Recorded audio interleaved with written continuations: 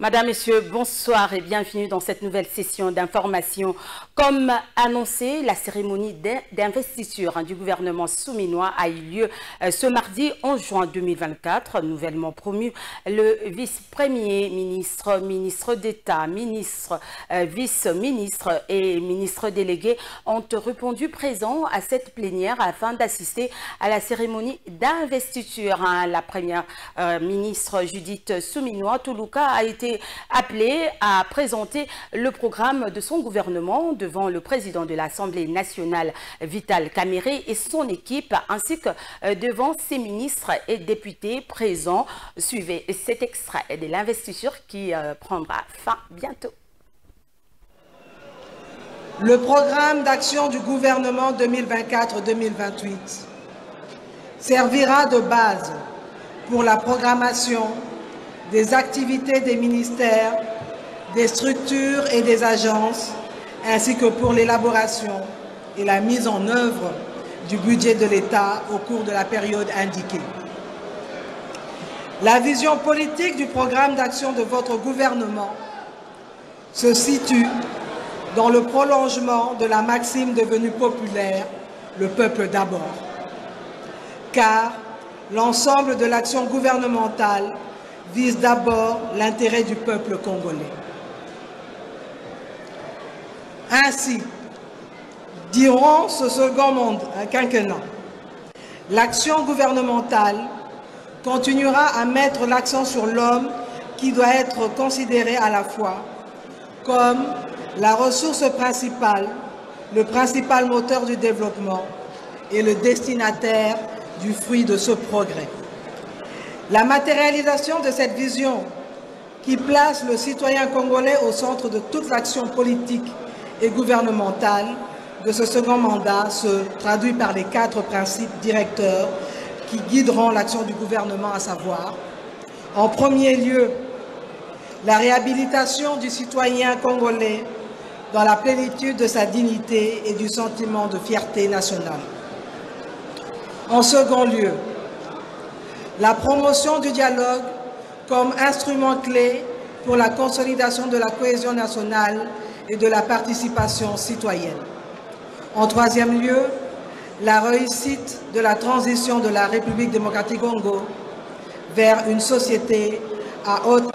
Le programme d'action de votre gouvernement tire principalement sa source de plusieurs documents nationaux de planification stratégique et du programme électoral du président de la République 2024-2028 intitulé « Allons-y, unité, sécurité, prospérité ».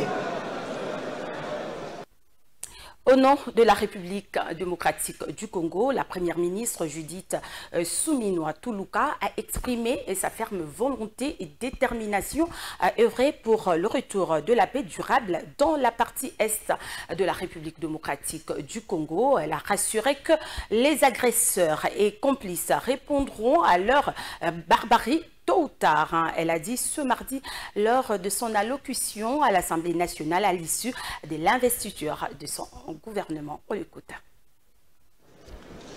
Et je voudrais ici, si vous le permettez, honorable député, digne élu du peuple, en ma qualité de première ministre chef du gouvernement, ainsi que ma qualité de maman congolaise, indiquer que la République démocratique du Congo se défendra face à nos agresseurs ainsi qu'à leurs complices, ceux qui massacrent tous les jours nos paisibles populations, qui décapitent nos enfants, nos frères qui violent nos sœurs, nos mamans qui pillent nos richesses. Tôt ou tard, ils répondront de leur barbarie et de leurs crimes devant la justice.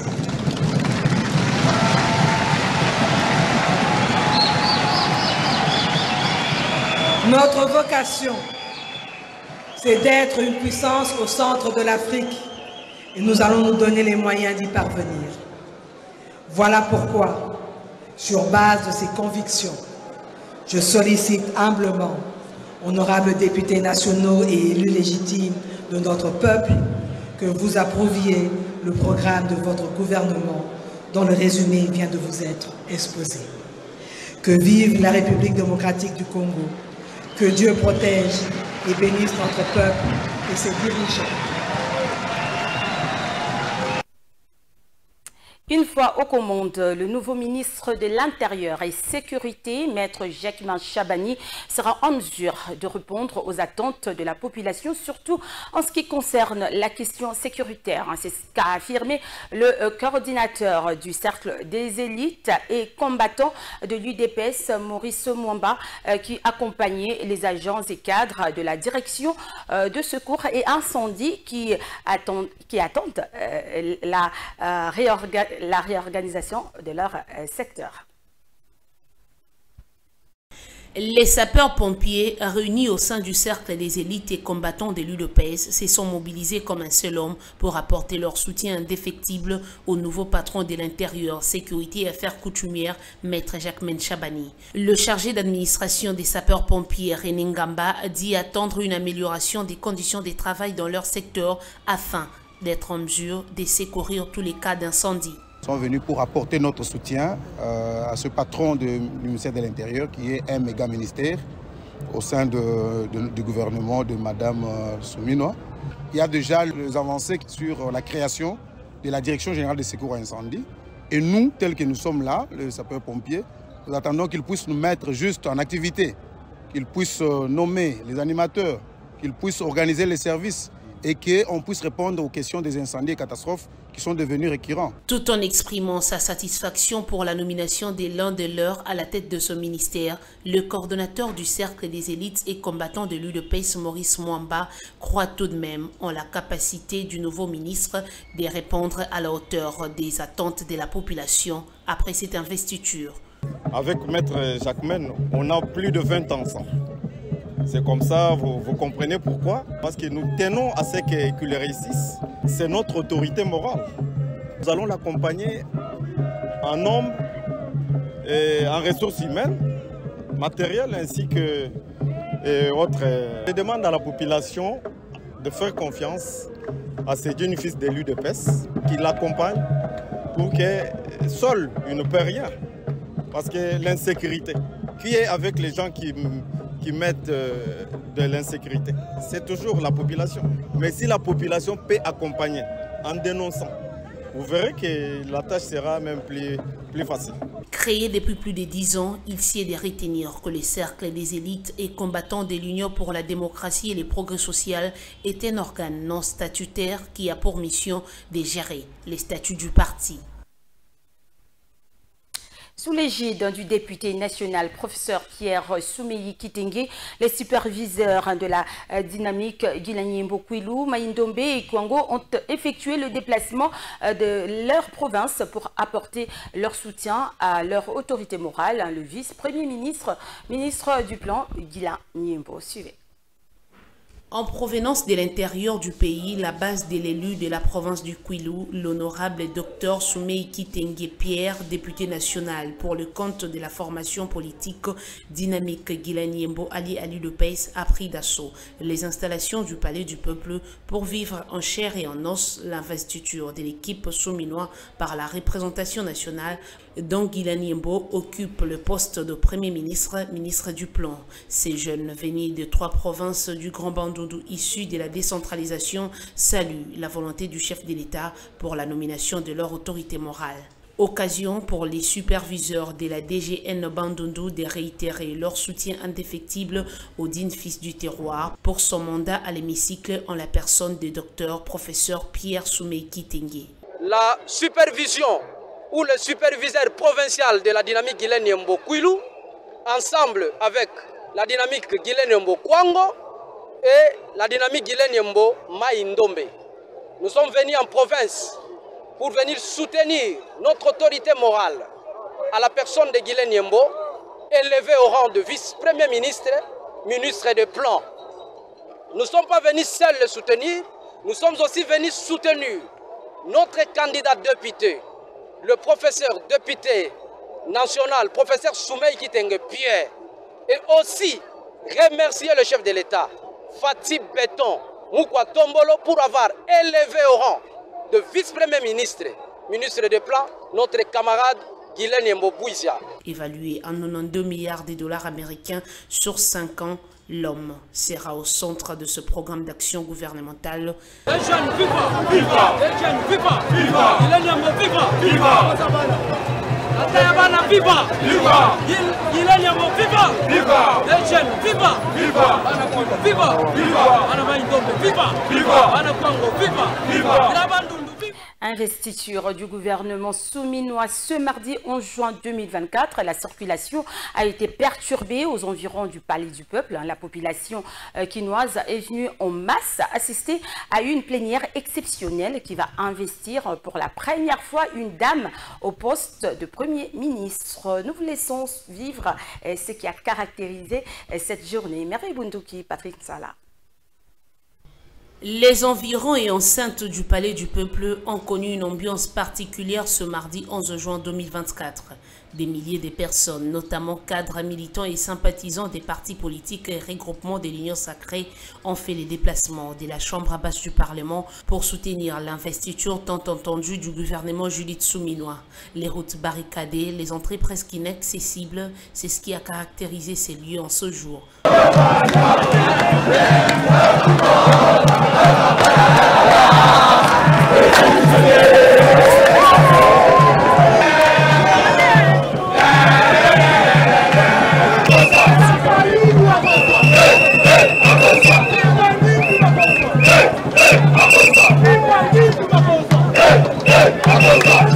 Habillés pour la plupart en t-shirt frappés par les visages de leurs leaders et autorités morales, ces derniers scandaient des chants et exhibaient des pas de danse en compagnie des effigies, fanfares et banderoles.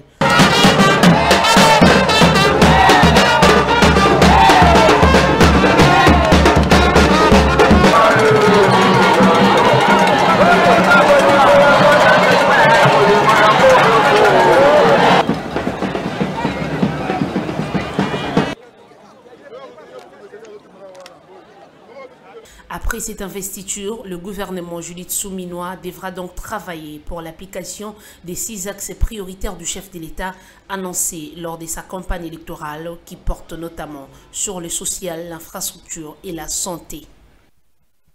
Installant ce lundi 10 juin 2024 le bureau de la commission spéciale chargée d'élaborer le règlement intérieur, le rapporteur du bureau provisoire du Sénat, Ivan Kazadi, a appelé au travail de qualité dans un délai relativement court. Le sénateur Ivan Kazadi est au micro de Jean-Paul Moubiaï. Suivez. Il vous souviendra que les samedis passés, la plénière avait mis en place une commission chargée d'élaborer les règlements intérieurs du Sénat. Et en ma qualité de rapporteur, j'ai eu le privilège de présider la séance d'aujourd'hui qui avait pour objectif la mise en place du bureau de la dite commission. Il faut savoir que les bureaux provisoires avaient proposé que le bureau soit composé de 4 personnes, à savoir le président, les vice-présidents, les rapporteurs et son adjoint. Mais il y a eu une intervention dans la salle qui a porté le nombre des membres du bureau de la commission spéciale à 5, au lieu de 4 tels que prévu au préalable. Et par la suite, nous avons eu donc à désigner les membres de ce bureau. Le bureau provisoire avait proposé que la désignation se fasse par consensus. Donc les différents candidats se sont manifestés aux différents postes et se sont concertés. Il en est découlé que pour les postes du président et du premier vice-président, le consensus a été dégagé et les autres postes ont dû passer au vote.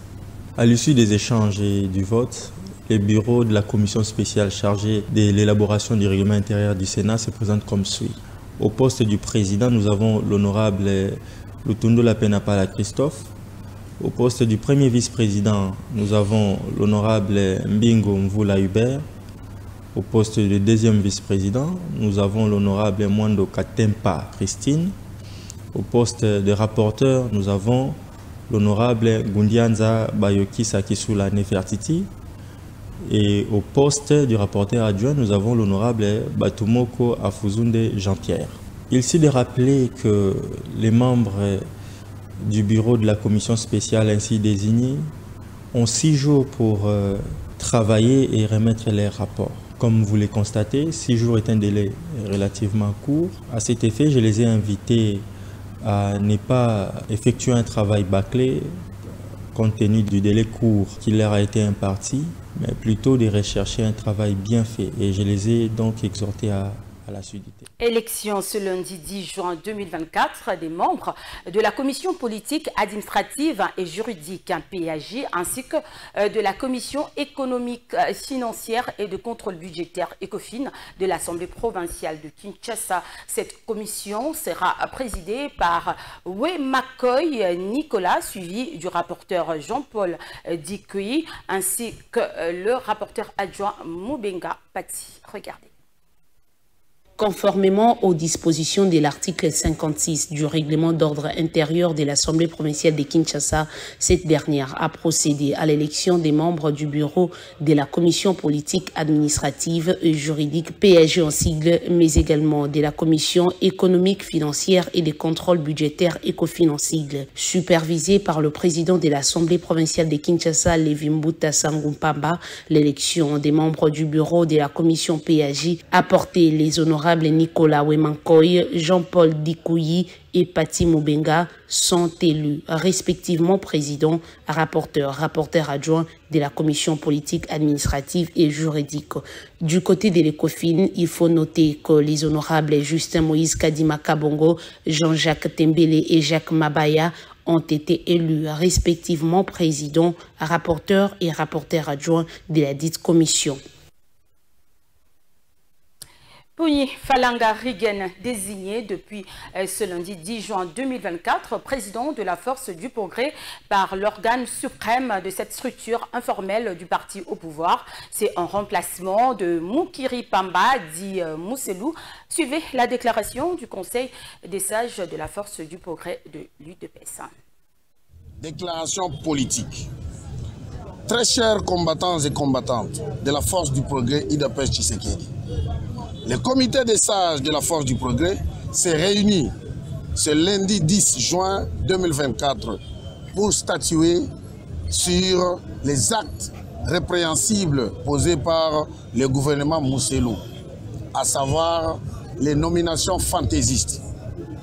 Ce faisant, le comité des sages rejette en bloc toutes les nominations effectuées par le gouvernement Mousselou, jugé de fantaisistes, et en conséquence, le comité des sages suspend le président Mousselou de ses fonctions, ainsi que sa bande de Koulouna qui dérange le bon fonctionnement de notre structure. Par ailleurs, le gouvernement Mousselou, installé par consensus à titre provisoire pour une durée de 6 mois, avec une mission d'organiser les élections, a échoué.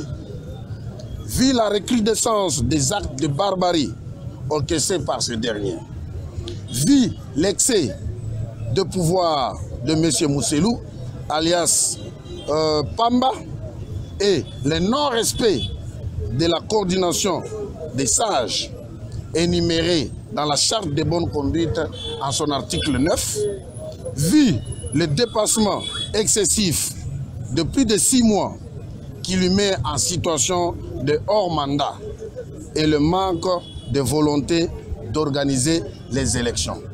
La coordination des sages décide ce qui suit. 1. Est suspendu et déchu de ses fonctions du président de la Force du Progrès, quartier général 10e rue, M. Moukiri Pamba alias Mousselou. La coordination des sages en qualité d'organe suprême désigne M. Kouni Falanga Rigen alias Kokorigo comme président de la Force du Progrès, quartier général 10e rue. Le comité des sages informe à tous les membres de la Force du Progrès qu'une réunion de crise sera convoquée dans les heures qui suivent afin de convenir de commun accord sur la suite des événements. Copie pour information au secrétaire général, honorable Augustin Kabouya, ainsi qu'à toutes les autorités de notre cher parti. Tout à fait autre chose. Le commissaire provincial de la police de Kinshasa, Blaise Kilimba Limba, a effectué une descente à la place Kintambo Magasin ce lundi 10 juin 2024. L'objectif était de faire le suivi notamment de la lutte contre les marchés pirates et les embouteillages. Suivez.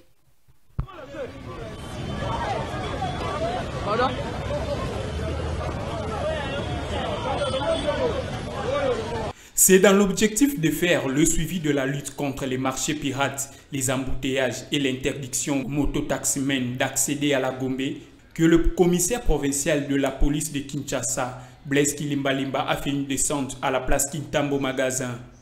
Sous les ordres du chef de la police de Kinshasa, tous les marchés pirates qui envahissent la voie publique à l'un des points de la capitale le plus fréquenté ont été dispersés.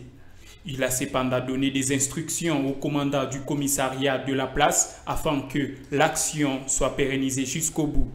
Profitant de cette descente sur terrain, le général Blaise Kilimba Limba a également vérifié le respect de la mesure interdisant la circulation des grands camions pendant les heures de pointe, ainsi que l'incivisme des conducteurs qui s'illustrent à prendre les contresens. Signalons que certains automobilistes, conducteurs des motos et certains clients qui encouragent la non-observation de toutes ces mesures ont été interpellés. Quiconque du sillage du défunt pasteur peut le succéder pourvu que ce dernier ait les qualités spirituelles requises. Suivez un petit souci technique. Je disais si nous allons dans les Écritures, nous allons voir que après la mort d'Abraham, qu'est-ce qui s'est passé? Nous parlons d'Isaac. Après Isaac, on a parlé de qui? De Jacob et puis des 12 tribus d'Israël. Nous savons bien que Moïse a marché avec Dieu. Après le départ de Moïse, c'était Josué qui était serviteur fidèle, qui était serviteur de Moïse. Parce que quand nous lisons dans les Écritures, on a dit Josué était serviteur de Moïse. En étant serviteur, quand Dieu a rappelé auprès de lui Moïse, c'est Josué qui l'avait remplacé. Nous avons vu comment est-ce que, avant que Élie ne soit enlevé au ciel, il a préparé Élisée, et c'est Élisée qui avait succédé à Élie. Élie et Élisée, ils n'avaient pas de lien. Alors, mais ils ont un lien spirituel parce que les deux avaient pour père Dieu. Si un serviteur de Dieu meurt, on doit le remplacer par qui? Parce que c'est lui qui a les capacités spirituelles, qui a les compétences spirituelles. Si tel a, on peut être biologique ou pas biologique, mais si on a des compétences spirituelles, si on a les qualités, si on a donc des potentialités, on peut remplacer. L'édifice appartient à qui? Quand on a acheté, est-ce que c'était pour l'église? Ça peut être une fondation. Par exemple, le pasteur Patrick a une fondation, au lieu d'avoir peut-être une église. Voilà, si c'est une fondation qui appartient par exemple au pasteur Patrick, c'est sa fondation. L'édifice là, ça lui appartient ou bien ça appartient à l'église? C'est pourquoi il faudrait qu'on fasse un peu la part de choses. Il y a tel qui a construit peut-être avec son argent, ça lui appartient. Si, mais c'est quelque chose qui appartient à Dieu. Ça va continuer aussi pour Dieu. Voilà un peu comment les choses se passent. Suivi, au revoir et bonne suite de nos programmes.